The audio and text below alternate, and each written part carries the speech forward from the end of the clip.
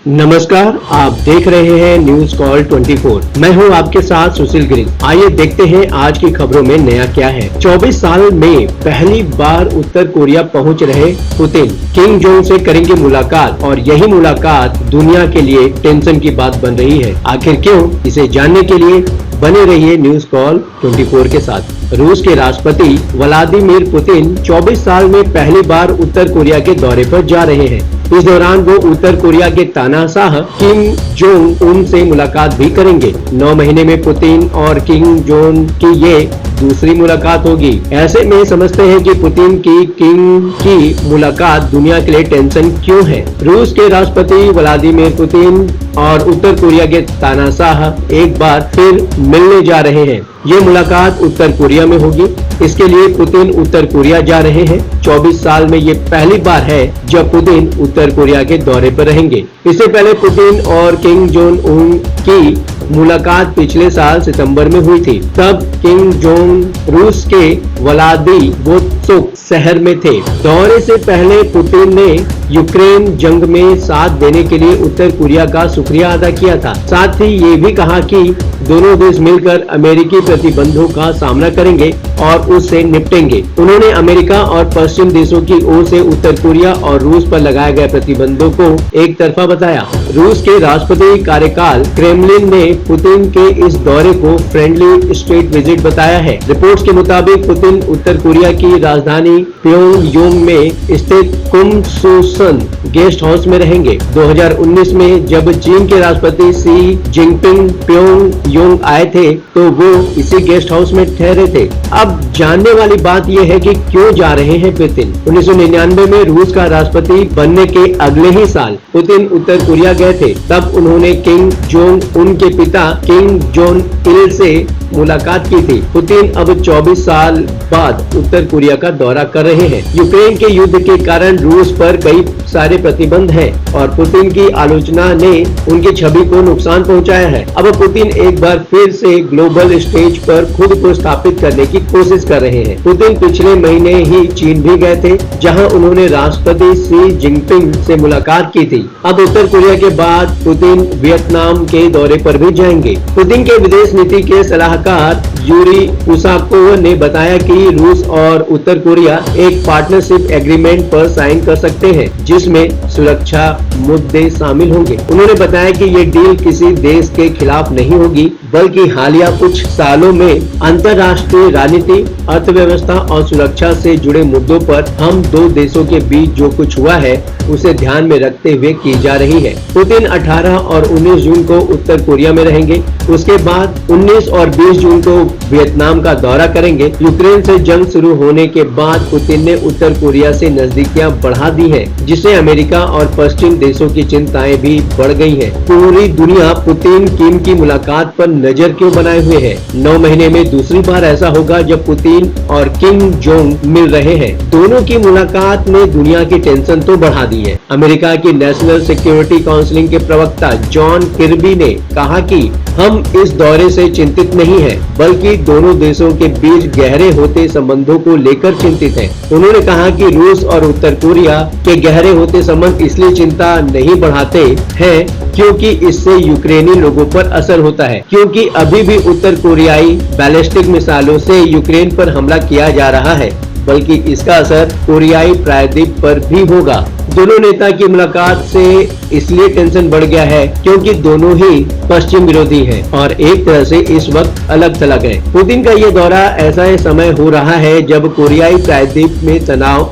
बरकरार है। दक्षिण कोरिया का दावा है कि कुछ दिन पहले डिमिलिटराइज्ड जोन में उत्तर कोरिया के सैनिकों ने घुसपैठ की थी, जिसके बाद गोली भी चली। 2 हफ्ते में ये दूसरी घटना है जब दोनों कोरिया को अलग करने वाले डिमिलिटराइज्ड जोन में गोली चली। अमेरिका, दक्षिण कोरिया और पश्चिमी देश उत्तर कोरिया पर रूस को हथियार बेचने का आरोप लगाते रहे हैं। इनका दावा है कि उत्तर कोरिया की बदौलत ही रूस इतने लंबे वक्त से यूक्रेन में टिका हुआ है। CNN के मुताबिक पिछले महीने अमेरिकी रक्षा मंत्री लॉयड ऑस्टिन ने संसद को बताया था कि उत्तर कोरिया के गोला बारूद और मिसाइलों के साथ साथ ईरान के ड्रोन ने यूक्रेन जंग में रूस को वापसी करने का मौका दिया है। दोनों के बीच बढ़ती मिलिट्री पार्टनरशिप भी एक नई बात है। 1970 के दशक के बाद से उत्तर कोरिया हथियारों का बड़ा सौदागर बनकर उभरा है। साल 2006 में संयुक्त राष्ट्र ने उत्तर कोरिया पर हथियारों के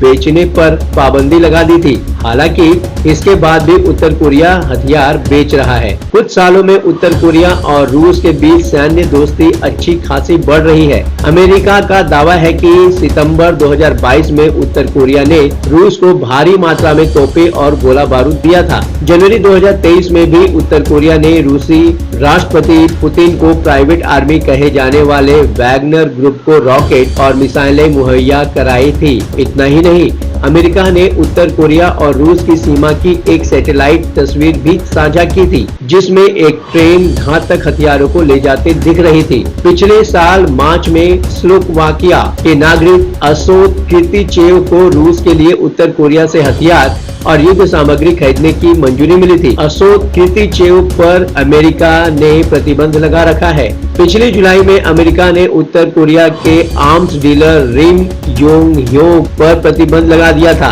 ह्योग पर वैगनर ग्रुप को हथियार ट्रांसफर करने का आरोप है। 2019 में संयुक्त राष्ट्र की रिपोर्ट में ह्योग को आर्म्स कंपनी कोमिट का अधिकारी बताया था। कोमिट ने ही सीरिया में हथियार उपलब्ध करवाए थे। अमेरिकी विदेश विभाग के प्रवक्ता मैथ्यू मिलर ने न्यूज एजेंसी से कहा कि उत्तर कोरिया ने यूक्रेन से लड़ने के लिए रूस को दर्जनों बैलिस्टिक मिसाइलें और गोला बारूद से भरे 11,000 से ज्यादा कंटेनर भेजे हैं। अमेरिका के थिंक टैंक स्टिनसन सेंटर से जुड़ी जेनी टाउन ने न्यूज एजेंसी से कहा कि उत्तर कोरिया और रूस में बढ़ती अमेरिका की अगुवाई वाली वैश्विक व्यवस्था का विकल्प बनाने की एक कोशिश है। उन्होंने कहा कि पश्चिम से लड़ाई में रूस उत्तर कोरिया को सैन्य भागीदार के तौर पर देखता है। अब बात उठती है कि इसके बाद किम को बदले में क्या चाहिए। रूस और उत्तर कोरिया के बीच संबंध बीते कुछ सालों में ही सुधरे हैं। 2006 में जब उत्तर कोरिया ने पहला परमाणु परीक्षण किया तो उस वक्त संयुक्त राष्ट्र ने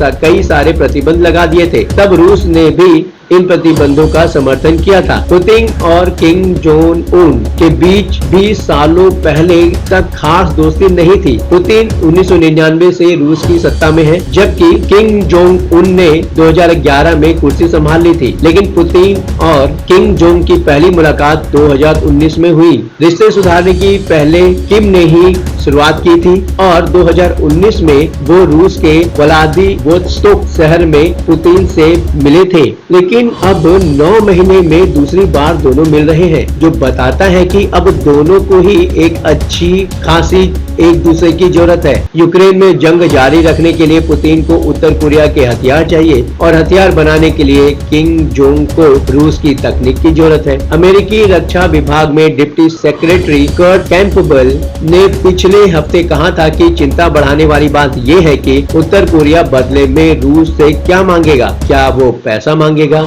या ऊर्जा मांगेगा या फिर अपने परमाणु हथियार और मिसाइलों को एडवांस करने में मदद मांगेगा। उत्तर कोरिया के लिए खाने पीने के सामान से ज्यादा जरूरी हथियार है और यही दुनिया के लिए टेंशन की बात है। उत्तर कोरिया अपने हथियारों को विकसित करना चाहता है। इसमें उसकी परमाणु और लंबी दूरी की मिसाइलें भी शामिल हैं और इसके लिए वो हथियारों की बिक्री पर भी निर्भर है। इसके अलावा उत्तर कोरिया मिलिट्री सैटेलाइट प्रोग्राम पर भी काम कर रहा है, जिसके लिए उसे रूस की मदद की जरूरत है। रूस और उत्तर कोरिया दोनों ही हथियारों के डील के आरोपों को खारिज करते हैं, लेकिन अमेरिका समेत पश्चिम मुल्कों का दावा है कि उत्तर कोरिया से रूस को हथियार मिल रहे हैं। लेकिन टेंशन वाली बात है कि अगर उत्तर कोरिया को रूस से टेक्नोलॉजी मिल जाती है तो आने वाले वक्त में दुनिया के सामने बड़ा खतरा खड़ा हो सकता है। अब देखने वाली बात यह है कि क्या दुनिया के लोग रूस और उत्तर कोरिया की इस दोस्ती को जिस तरीके से आंक रहे हैं, क्या भविष्य में वही खतरा खड़ा हो सकता है। आप अपनी राय हमें कमेंट के माध्यम से बता सकते हैं। अभी तक आपने हमारे इस चैनल को सब्सक्राइब नहीं किया है तो कृपया इस चैनल को सब्सक्राइब करें, फॉलो करें और नोटिफिकेशन में जाकर ऑल का ऑप्शन दबाना बिल्कुल न भूलें। नमस्कार।